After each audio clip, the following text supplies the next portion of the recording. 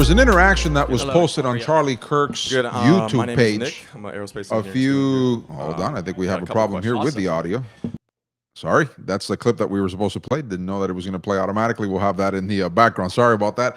As I was saying, technical difficulties aside, there was a clip that was posted on Charlie Kirk's YouTube page or YouTube channel a couple of months before he was assassinated, and it caught our attention. The essence of what we're going to be talking about this evening is something that Christians have had to grapple with for some time now. Furthermore, we would say that enemies of the Christian faith have actually attempted to advance contrary to what we are going to believe, what we're going to say that is the biblical conclusion on the matter as to which one is greater, the New Testament or the Old. Now, I know some of you might ask, but what do you mean by greater? We'll get into that shortly. Some of you are asking, why is it necessary for us to bring this up? Well, let me contextualize this for the sake of clarity. Number one, if we don't get this right, then it actually serves to undermine the faith and once for all given to the saints, as we'll make clear the more that we get into the topic. Number two, since people like Charlie Kirk, being as popular as he was and still is even posthumously, advanced certain ideas, you can understand why the influence of these so-called influencers is necessarily important to counteract, especially when they say things that run contrary to Scripture. And I know Charlie Kirk was an avowed believer, but it doesn't mean that he didn't have ideas that were inherently flawed. There are those of you who would criticize us for even bringing this up, being that what happened, what befell Charlie was a horrendous thing. But the fact of the matter is that truth is truth, irrespective of what happens to a person, and truth needs to be defended at all costs. That's what Christ tells us. The truth shall make us free. Therefore, irrespective of who said it, irrespective of what befell that person, the truth needs to be proclaimed and defended. And number three, considering that now Christians find themselves in the midst of a massive debate that has turned itself up to 11, especially with the community that calls itself Judaizers or Jews, et cetera, whom are claiming certain things that are adjacent to this, we found it important to bring this forth and bring biblical clarity to the matter. So for all of these reasons and others that we'll mention as we continue to talk about the subject, we'd like to welcome you to this episode of Irrespective, where we are going to ask the question, which one is greater, the New Testament or the Old? Welcome each and every one of you to this new edition of Irrespective. My name is Gio, joining me as always, and I joining him as always, my partner, Jesus. Good evening, friends. And before I put in my 32 cents worth, it's not even 50 cents today, just 32 cents. Let me wish all of our partners and friends and people that tune in a happy, happy, happy Thanksgiving Day. Yep. May it be completely filled with the richest blessings from God our Father and from our Lord Jesus Christ. May you enjoy a beautiful time with your family, and may the turkey sit well in your stomach, because there's a possibility that you will be having turkey tomorrow, the day after that, and the day after that, and possibly the day after that. And possibly running into next week. I would also like to state, for the record, Your Honor, that some people will probably say, oh, they're slamming Charlie. Well, you can say that if you want. There's a thing that happens when somebody gets taken away. And one of the things that happens is all of a sudden they're sort of kind of canonized. Like here in Collier County, we all of a sudden have a Charlie Kirk Memorial Highway. And I'm still trying to find out exactly what Charlie did for us here at Collier. I guess eventually I will find out, or maybe to, not my surprise, it's just another move to win political points. But the point I'm trying to make is that just because the individual passed away and we're commenting on something that he said doesn't mean that we're attacking him. We're actually going to focus in on something that he said that we believe it's dangerous, because if you cannot believe, if he finds, like he stated, that believing that the New Testament is greater than the Old Testament, now we think that posture, in other words, if you think that they're equal, or even that the Old Testament is greater. Now, at least I'm not going to speak for you, but I find that dangerous. But even if we say equal, yes, because the Bible clearly talks about one being replaced Yes. by another, the Old Testament being replaced by the New. And then if anybody has taken a serious reading, if you read Hebrews 7, 8, and 9 seriously, there is no way that you can conclude that they are equal or that the Old Testament is greater. The New Testament is greater, and there's a bigger explanation to that. But if you have read the letter to the Hebrews, and more specifically chapter 7, 8, and 9, you must conclude. It's almost obligatory. How can you not conclude that unless you have a hidden agenda, that the New Testament is greater, is better, it provides more, it provides a solution, etc. So with that in mind, I think we can proceed, G. Couple of housekeeping items before we continue. First and foremost, do not forget to subscribe. If you're watching us on X, if you're watching this through YouTube, if you're watching us through Rumble, please do not forget to subscribe. Also, to hit the notification bell once you are subscribed to be notified as to when we will go live next, which is pretty consistent. Sundays, 10:30 a.m. Eastern Standard Time. Wednesdays, 8:30 p.m. Eastern Standard Time. If you'd like to interact with us, and by the way, also click on the thumbs up. If there is organic interest on these videos, then our content will most likely be shared with others. Also, you can interact with us in the chat by asking questions and also placing your comments in the very same. Also, lastly, do not forget to donate. There is a QR code in the upper left corner on the screen. You can scan with your phone. Conversely, you can click on the link underneath the video player to donate. It helps us to continue to put out this content for your edification. And lastly, do not forget to follow us on X. There is the username on the screen. Now, one more qualification before we continue, because this is important. I know some of you have probably seen this video and you will object to our covering it, extracting another subject from it, because the title of the video has to do, and the subject matter of the interaction between Charlie and this person whom he's debating on this college campus is whether or not Christian nationalism is viable. Now, just because that's the subject matter that these two gentlemen are talking about in the clip doesn't mean that we can't take a subtopic that they are talking about, isolate it, and see if whether or not the conversation is fruitful, is truthful, or it deviates from truth. And that's exactly what we are doing here. So please do not write us in the chat and let us know that's not the central topic of what they're talking about. Remember, there are subtopics to conversations, and conversations organically, they move in and out of subject matter. So it's not out of the ordinary for us to do that. And that's what we're going to do here. So this is the interaction. So I'm particularly concerned about your brand of Christianity. As a Christian myself, Christian nationalism I do not agree with at all.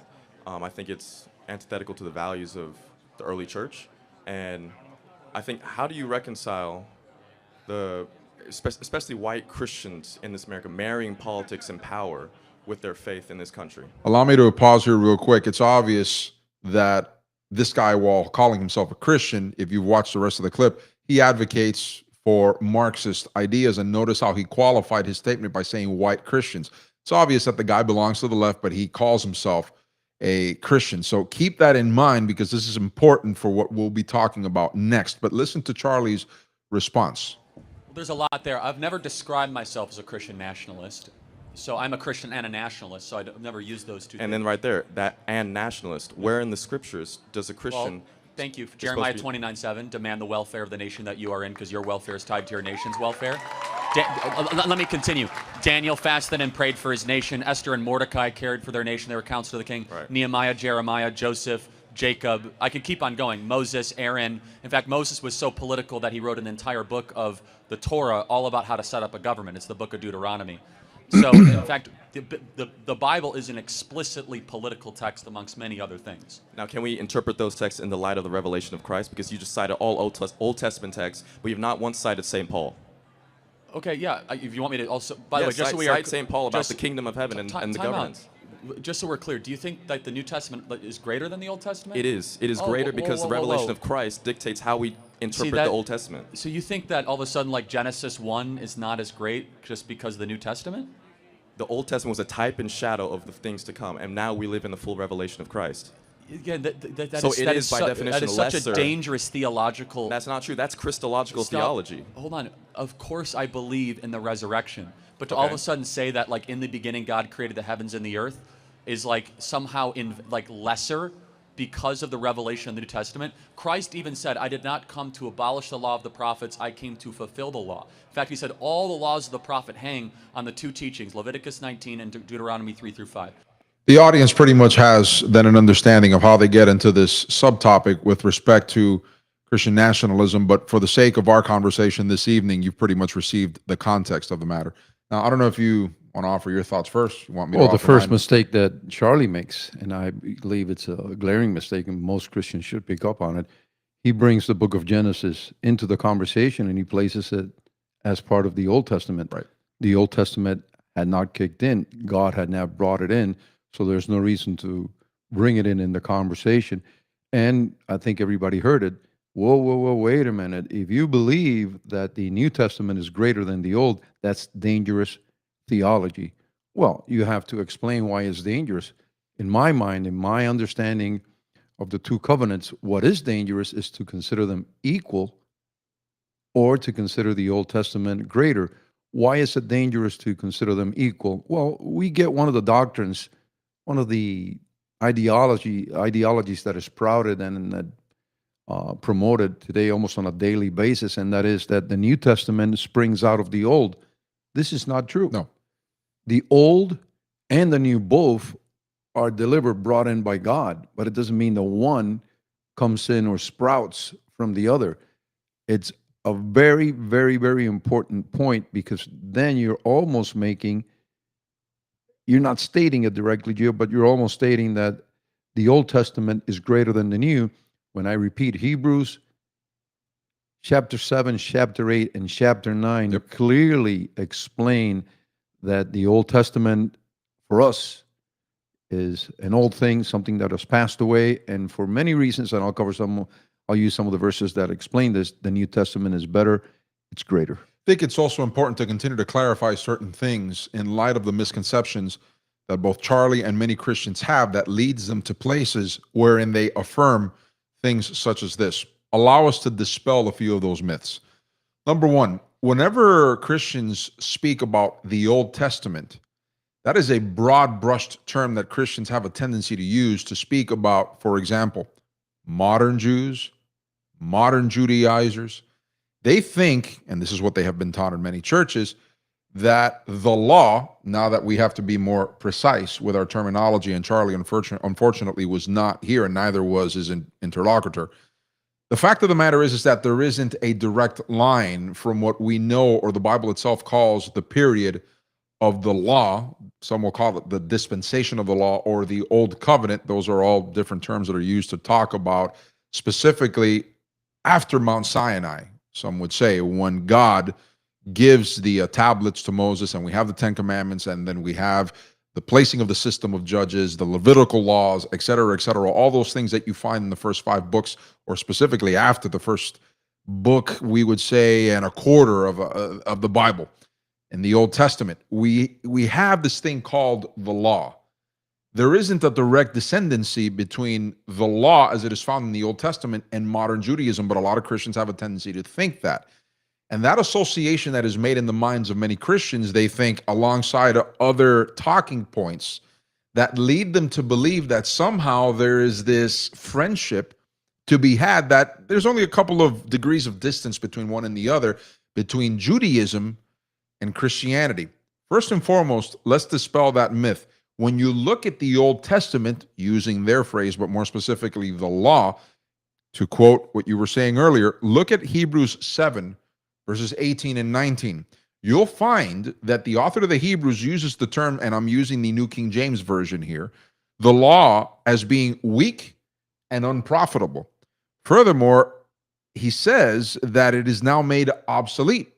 Hebrews 8:13. And then he continues to expound on that idea by saying that Jesus is the guarantor of a better covenant. And He uses the word better. Right. And we find this again in Hebrews 8:22. So by those 7:22. 7:22, my mistake. So by those texts, we find that the author of the Hebrews understand that that was a letter written to a Hebraic audience. There is a lot of debate as to whom wrote that letter. There are those who would say Luke, others would say it was Paul. Irrespective of where you fall on it, understanding that it is part of the biblical canon, we have a writing from a Jewish writer, as it were, to a Jewish audience, attempting to explain how the law was inferior to grace. Now, if you Well, want the to, whole letter is an exaltation of Jesus.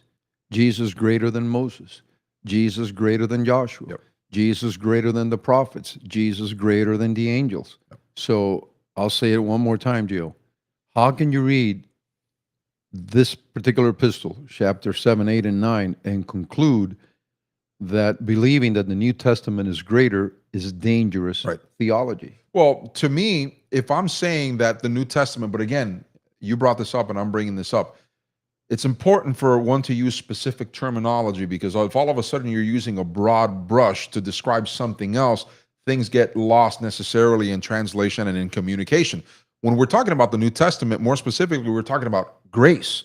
Grace is greater than the law, but they're using the phrases Old Testament and New Testament to describe these things, so their terminology is not accurate. Because I understand when Charlie goes on to state that, so are you saying that we don't need Genesis? That's not at all what the person whom he was debating was saying. I understand what the person was saying, even though eventually in the rest of the conversation he puts out some things that are absolutely not true, and they're not in line with what he claims to be Christological doctrine, and using those fancy terminologies. However, it's important to emphasize once again for the audience, you have a main issue here, which we'll continue to unpack why this is important, because some people might say that this is necessarily theological and this is running over my head and I don't see how this is important.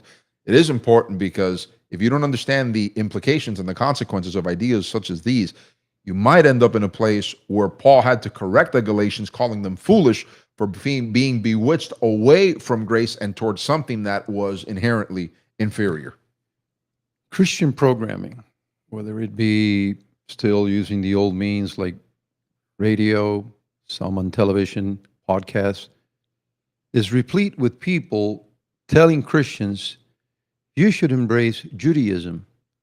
Of course, they won't say it that blatantly, but you can see it in things like, we had one fellow in Miami who changed his name to a Hebrew name, and he would start pushing the idea that we must celebrate Shabbat. And the next thing you know, he was bringing in all kinds of Jewish terminology into the mindset of those that were listening to him. Right.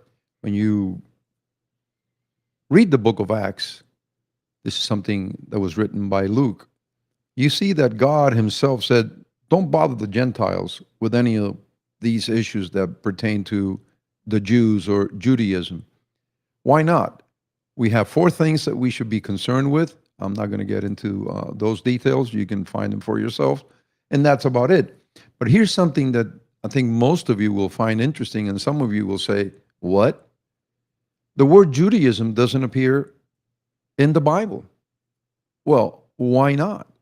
Because this is a name that was coined to explain what Jewish sages, leaders, religious leaders put together in the form of, you shall do this and you shall follow that and you shall wash here and you shall clean up there and follow this.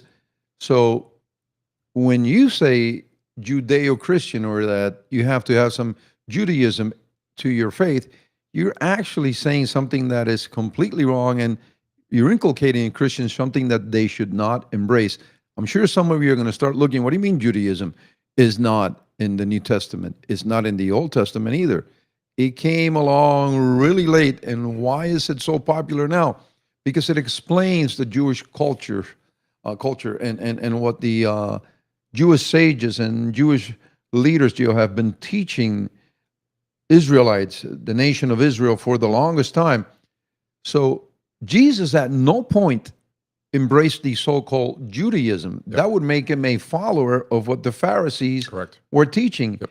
And he pushed back against that. He rejected that. So we must be careful when we say, well, I don't want to get into semantics. I don't want to get into the shoving back and forth because of words. You have to, whether you like it or not, because if you embrace these things, if you allow these things to come in, if you say welcome to them, then little by little, you might be turning yourself into a person that is advocating for the law of Moses.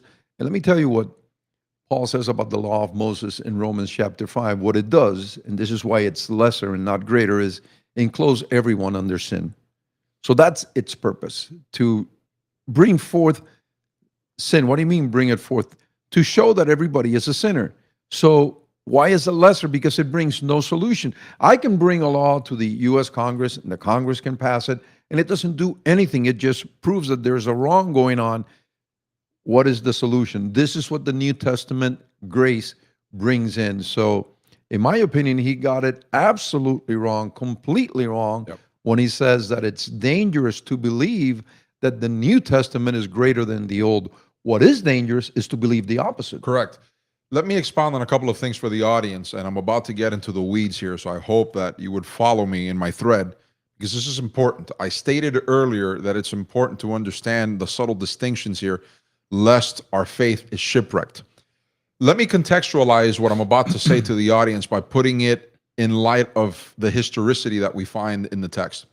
I mentioned earlier that Paul writes to the Galatians, and he sets them straight.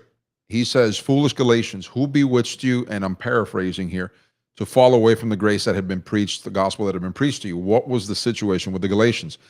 They had been entertaining the ideas that the Judaizers had come in with, where Judaizers were in essence saying to the converted Christians in Galatia, you can keep your Jesus, it's not a problem, but you need the circumcision, you need the law, it's not enough. That should be a tip-off to Christians, that anything that tries to give the impression that is somehow similar to so-called Old Testament Judaism, even though what we have today, or what is known today as Judaism, is nowhere near what Old Testament Judaism is. And even that, as we've explained, even if that were the case, that is already done and away with, because God has done so through the sacrifice, vicarious sacrifice of his Son. And he commands that all people, doesn't matter if they're Jews, it doesn't matter if they're Gentiles, except believe on the name of Christ to be saved. However, Christians have been taught that Jews necessarily get like this carve out, so to speak, from salvific faith because of their ethnicity. And this is where the danger becomes in, and the danger lies in what Charlie Kirk says, where he says it's dangerous to believe that the New Testament is greater than the Old. I'll explain shortly. First and foremost, his comments in essence state that Judaism and Christianity are on par with each other. If we are to take what is meant by what he was saying, Judaism and Christianity are on par with each other. We've already explained, I'll repeat it again, ad nauseum if I have to, ad infinitum if I have to, Christianity is better than Judaism. But Christians have been taught differently, and obviously Charlie held on to that very idea. If you think about it, the claim that is being made there implicitly is that Judaism and Christianity are on par with each other with worth, even though the Bible says something differently. In essence, what you're saying, what Charlie was saying, and anybody that believes this idea, the extension of it is that, well, I guess you don't need Christianity, because being a Jew and being a Judaizer, being a whatever they'll call it, equally gets you to heaven, just because of either your ethnicity or you've bought into the idea of Judaism. Now, of course, some will say, a lot of people have, because they say our faith is a Judeo-Christian faith. but that's a problem, because if you think about it, the author of the Hebrews, Paul himself, says that old has been removed and now this new thing has taken its stead. Whether you want to call it a new covenant, if you want to call it a new dispensation, we'll get into those arguments maybe eventually in a future episode. Nevertheless, the truth the author is, to the Hebrews calls it a new covenant. A new covenant. A better covenant. And he goes on to mention many, many reasons why it's better, it's greater. Exactly. And here's the other point, folks, that's important to note. Christians have also been propagandized to believe, aside that Judaism of the Old Testament runs into modern day Judaism, we've already explained to you that the Judaism that Jesus confronted in his day and age was nowhere near what the Judaism, if you want to use that term, of the Old Testament was. It was more Pharisaism, if you want to use the proper terminology. Look up what modern Judaism believes. I know some of you whom are more exacting will say there are different sects of Judaism. I get that. But the most predominant one is one that Jews themselves, Orthodox Jews, will accept, more specifically as the scriptures, above what they call the Torah. It's called the Talmudic or the Babylonian Talmud. They say that which includes the Mishnah, the Gemara, and all these other so-called writings of the sages, what those things or what that book tends to do is that it gives you the rabbinical interpretations of the Torah, the Gemara, the Mishnah. Those are the things that are the guide, as it were, for daily living. And that's the very same text that has things such as Jesus is boiling in a vat of excrement in hell. That's the very same text that tells you that Jews are never to associate with Christians because we are supposedly goy, we are supposedly unclean. That's the very same text that'll tell you that if a Gentile were to come and slap a Jew, that is worthy of the death penalty. But if a Jew were to slap a Gentile, no, it's perfectly acceptable for them to do that because just goy ask are. him forthright. Is Christianity and Judaism on the same level? And they'll say no. They'll say no. But we Christians have to say our faith is a Judeo-Christian faith. What was it that Mike Huckabee recently said? Another lie that springs out of this whole idea? Christianity was birthed by Judaism. To me, it's almost akin to him saying, or anybody that repeats that nonsense, that error, that Judaism is greater than Christianity. Again, read Romans chapter 5 carefully, slowly, and you will see Paul explaining that God introduces the law to showcase that every single human being, whether he has heard the law or not, is a sinner. And so that's what the law does. Yep. You cannot be saved under the law. If you think you can, then by all means, give it a shot. When you fall short, you know what you're going to do. You're going to be running to Jesus. You're going to be running to the New Testament. And who is the showcase of the New Testament? Jesus. Christ. Grace. So it's greater, absolutely greater. Now, one of the verses that they will use is the one that says, I believe is John 4:22, salvation is of the Jews. And all of a sudden you go, well, there you go. It's of the Jews. That verse is actually saying that salvation, as it's understood in prophecy, comes forth to us, is brought to us by somebody that is going to be part of the tribe of Judah. Correct. Which Christ is a direct descendant of. Absolutely. Right. The Lion of the tribe of Judah. Not that Judaism produces Right. Messiah or the Right. Savior. So these terms, they may seem boring to you. Maybe you'll say this is insignificant. They're actually very important. And I'll go back to this conversation that Kirk had with this other person. Where is the danger in believing that the New Testament is greater than the Old Testament? I can't be saved by the Old Testament. Let's see. Every year, the high priest had to get himself trembling and shaking into the Holy of Holies, offering first for his own sins and then for the sins of the nation. Yep. Year after year after year. And the author to the Hebrews says, this proves that that system really wasn't that effective because you had to do the same thing over and over again. Right. So if you were going to follow that system, you have to follow Aaron. But the 110th Psalm brings in an idea that blew people away. And that is that God would raise a new high priest according to the order of Melchizedek. And we get this whole new understanding that he is king and he is high priest. Therefore, the new covenant is better. The tabernacle is better because we approach God in the heavenly tabernacle and not the earthly. Jesus offered sacrifice once, not on a yearly basis. So there is no way that Mr. Kirk, if he were alive today, could actually prove, unless he starts going into those rants that he went into, are you saying that Genesis is not important? The guy never said that. Of course, Genesis is important. But the point that we're tackling is the fact that he called believing that the New Testament is greater dangerous theology. I'll say it one more time. Believing the opposite is dangerous. Why? Now you're placing the law, the old covenant, in this position where what good is it going to do you? Right. At the very best, it's a tutor that brings you to Christ, that shows you that you need a Savior. Right. So is it worthless? Of course not. It proves that everybody needs a Savior.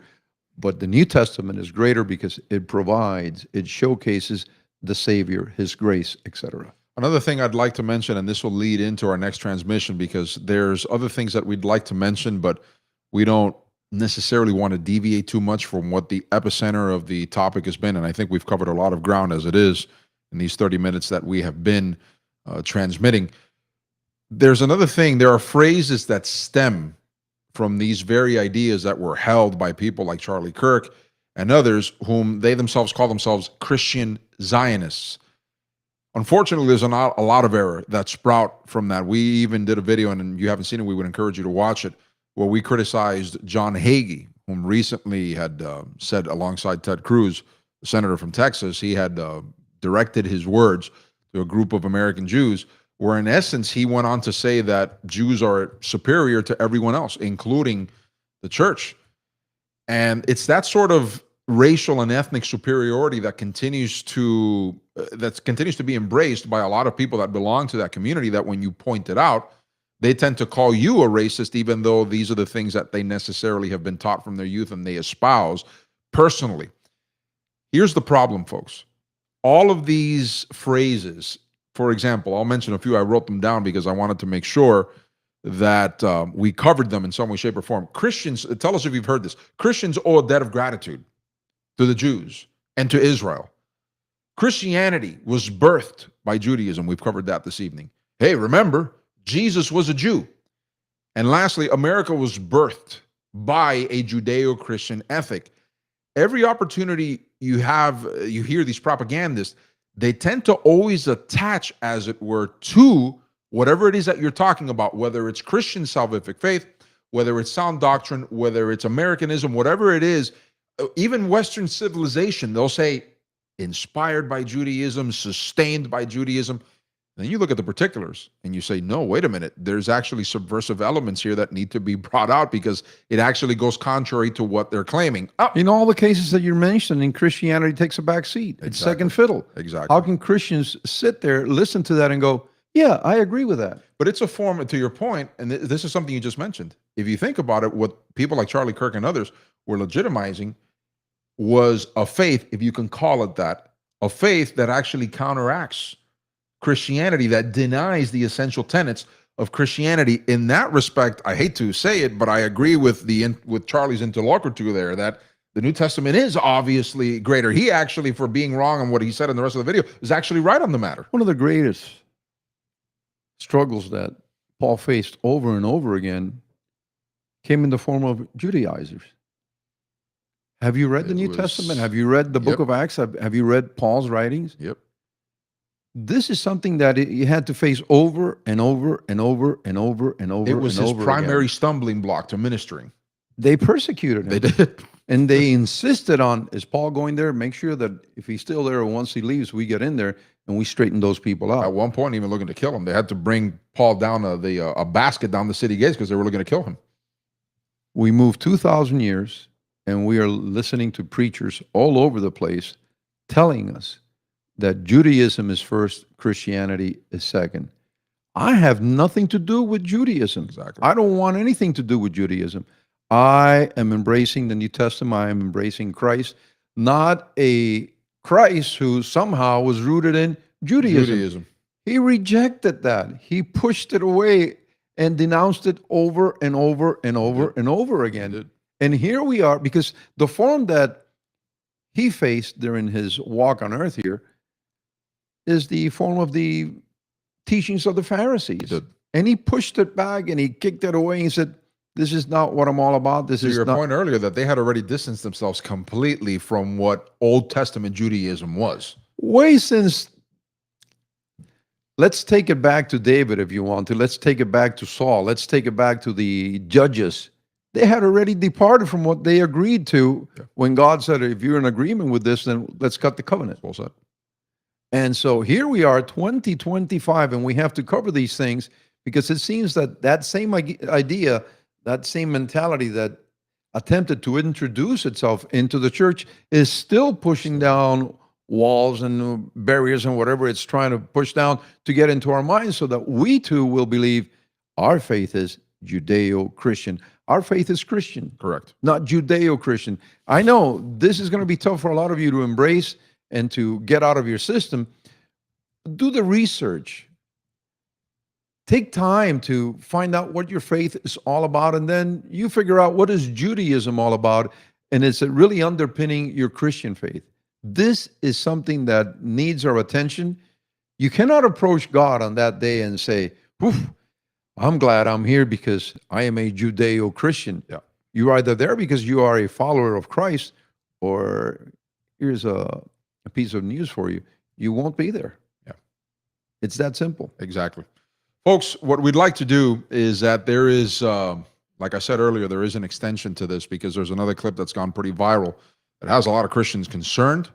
Others are defending it. And we thought that we'd step into the fray of the discussion and talk about it because, again, we said that we were going to challenge conventional Christianity. That is what we continue to do here on Irrespective, because just like this, these subtleties exist and they lead people astray from what biblical Christianity is. So therefore, on Sunday, we are going to deal with this topic. Is it true that Christians are debtors to Jews? Mike Huckabee, he was the guy whom secretly met with a traitor of the United States a couple of weeks ago. He was interviewed and he says Christians owe a debt of gratitude. We owe a debt to Jews because Christianity sprouts, it is birthed, as it John were. MacArthur Right. taught that. John Hagee teaches that. Exactly. Many others teach that. And so we need to ask, what debt? How long are we indebted? Yep. Is this something that applies to us? There are many questions that, if properly presented and answered, then you will have explanations for Romans 15, what is 27. it, 25 through 27. Correct. And that's what we wanted to talk about. They'll go to that text in particular where Paul, the context, is sending help, as it were, to the saints. That's a very important word there. The saints that were in Jerusalem. And Paul was collecting, as it were, from the different places where he had established churches to go and feed, evidently, or give, as it were, things, necessaries to the poor in Jerusalem. And then he says something about being debtors. Well, a lot of people have extrapolated that and they say, you see, that means that Christians owe Jews, as it were, necessarily a debt. And there's a way to repay that debt. And let me tell you, they've been collecting on that for a long time. Let me give you a piece of information that you can read it for yourself and you're going to find it very interesting. Paul went to the saints. That's a word that he uses to describe Christians in Jerusalem, not to the totality of the nation, not to all Israelites, but to the saints in Jerusalem, Jerusalem being part of the tribe of the territory of Judah. But it says there that he went to offer sacrifices. Yeah. A New Testament prophet told him, the Jews will bind the man. He used a belt and he bound his hands and his feet. Yeah. The Jews will bind the man that owns this belt, and they tangled him up. So if we committed the error of offering sacrifices, how can we then not at the very least ask, what is he talking about when he calls Christians debtors Correct. to the Jews? Correct. So we're going to be talking about that on Sunday, 10:30 a.m. Eastern Standard Time. We would encourage the audience. By the way, thank you for those of you that chimed in on the chat. And also, we would like to remind the audience of a couple of things. Number one, we ask you to donate. It helps us to continue to put out this content for your edification. There's a QR code in the screen, and you can scan it with your phone. Conversely, there is a link beneath the video player where you can click, and it'll take you to PayPal's website. That's the website that we use to process those patronages and donations. Also, we would like to remind you to remember to subscribe and to hit the notification bell and to share. That's important. If you like what we're doing here, please share our content and hit on the thumbs up. That way, Rumble, more specifically, because I think YouTube is suppressing us. That's become obvious at this point. It's kind of interesting to us that we have X amount of subscribers, and yet we've noticed that there's been a massive downtick in the amount of people that are being reached out, letting them know that we're being transmitted. Hopefully, Rumble's not doing the same thing. This is not just us. A lot of people are complaining, Right. hey, how come our followers are not getting the notification that we're going on the air or that we have a program coming up? Correct. It's not just us informally complaining. Exactly. So, like I said, please subscribe if you haven't done so. Subscribe now, hit the notification bell, share our content, and last but not least, do not forget to follow us on X. Well, that's Gobble. gobble. We hope that you enjoy your Thanksgiving day with yourself, of course, and your loved ones, and enjoy the rest of the turkey that you'll be having for the rest of the week. Maybe Because it's a Judean turkey. that would be even more, some would say, wicked if that turkey was called able. Next time you talk to an Israelite, ask him if he believes that his faith is a Christian Judeo faith, and They're not going to take too. see what happens. They're not. They're definitely not going to take too kindly to that. So that's what we have for you folks. We want to thank you for watching this edition. Until the next occasion that we gather, may the Lord shine his face upon